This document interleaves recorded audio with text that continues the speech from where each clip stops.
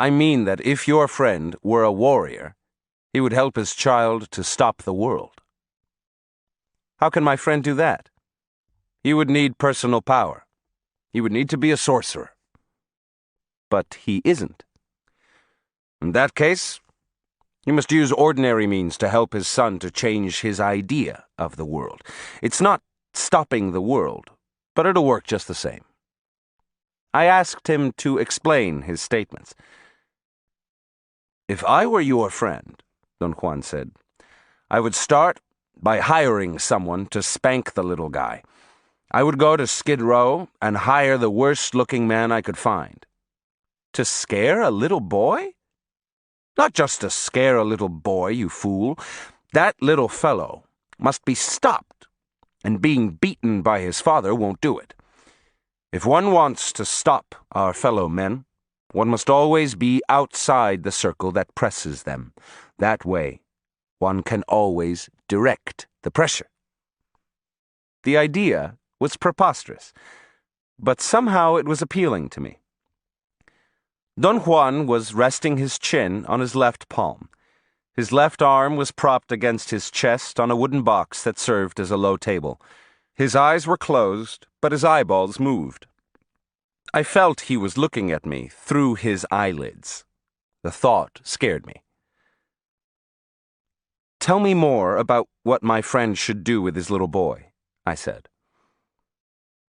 Tell him to go to Skid Row, and very carefully select an ugly-looking derelict, he went on. Tell him to get a young one who still has some strength left in him. Don Juan then delineated a strange strategy.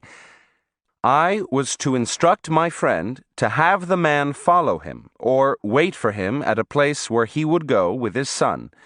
The man, in response to a prearranged cue to be given after any objectionable behavior on the part of the child, was supposed to leap from a hiding place, pick the child up, and spank the living daylights out of him. After the man scares him, your friend must help the little boy regain his confidence in any way he can.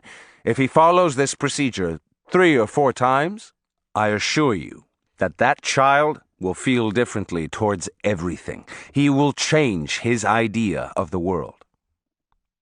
What if the fright injures him? Fright never injures anyone. What injures the spirit is having someone always on your back, beating you, telling you what to do and what not to do. When that boy is more contained, you must tell your friend to do one last thing for him. He must find some way to get to a dead child, perhaps in a hospital or at the office of a doctor. He must take his son there and show the dead child to him. He must let him touch the corpse once with his left hand on any place except the corpse's belly. After the boy does that, he'll be renewed. The world will never be the same for him. I realized then that throughout the years of our association, Don Juan had been employing with me, although on a different scale, the same tactics he was suggesting my friend should use with his son. I asked him about it. He said that he'd been trying all along to teach me how to stop the world. You haven't yet, he said, smiling. Nothing seems to work, because you're very stubborn. If you were less stubborn, however, by now, you'd probably have stopped the world with any of the techniques I've taught you. What techniques, Don Juan? Everything I have told you to do was a technique for stopping the world. A few months after that conversation, Don Juan accomplished what he had set out to do, to teach me to stop the world.